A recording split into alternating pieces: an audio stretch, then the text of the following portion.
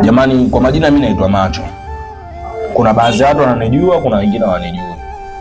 Hapa juzi nilikutana na msala wanangu. Unaona? Tuseme tu akili za nyege zilikuwa zinanisumbua. Kuna kipindi nilipo Dar es Salaam, maana sasa hivi nimekuja kidogo Kahama kikazi. Unaona? Nilipokuja Kahama kikazi, nilikuwa na mpenzi wangu na wasiliana naye kipindi nilipo Dar es Salaam. Sio, unanielewa? Kwa majina siwezi nikamtaja. Ila baada ya kumwambia mimi nimefika hapa, umeona? Akasema tukutane kwamba kila kitu atamaliza yeye, kwamba atanitumia hela nauli na mambo ya kula nini kila kitu na nauli ya kurudia atanipa yeye. Yaani tuashumu kwamba kimfano mimi nipo Mkulanga, umeona, afu yeye demo ipo Kibaha.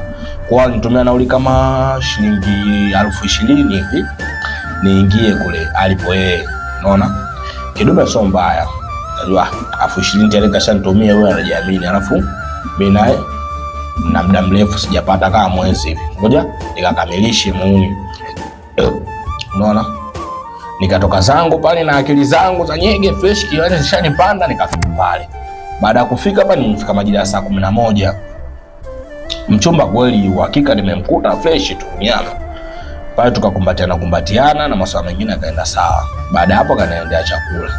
Nimekula, nimemaliza, akaniambia natumia kinywaji gani au nikuletee bia? Nikamwambia hapana, mimi bia situmii. Mimi Muislamu safi kabisa. Bia sifanyaje, situmii. Akaletea maji makubwa 2. Fresh nikapiga maji ya kwanza, nikatulia, nikaenda nikaoga. Akaniambia twende chumbani, chumba chetu hichi. Yani tukatoka pale, tukaenda guest. Yani tulikuwepo kwake. Baada ya kutoka kwake kanichukua akanipeleka guest. Tukaenda guest. Baada ya kufika guest, tukakaa tukapiga story 2-3, nikakibangua cha kwanza. Nikatulia, nikapiga cha pili. Story cha tatu.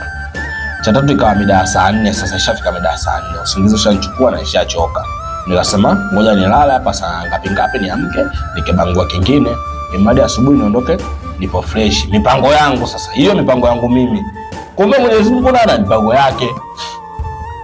Unaona sasa? Nikakaa nikapitwa na usingizi. Na kuja kustuka mlango unagongwa. Alafu sio unagongwa kwa ustaarabu, kwa nguvu. Gongo. Mimi nikajiuliza nini, nimekurupuka hivi sielewi sasa, nisha panic. Yani ile kelele za mlango zile mtu anapogonga fungua ni kwa hasira ile.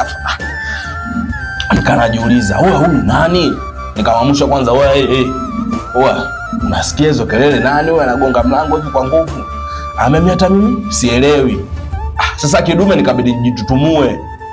Na uoga hapo tayari nishajulisha kwa ugenini afa akunemjua, nikabidi nijitutumue. Nikabidi niulize, "Wewe nani?" Nasikia mtu anaongea na bila ufungue. Kichwa kinaniuma. "Nani?" Yule mtu akajibu,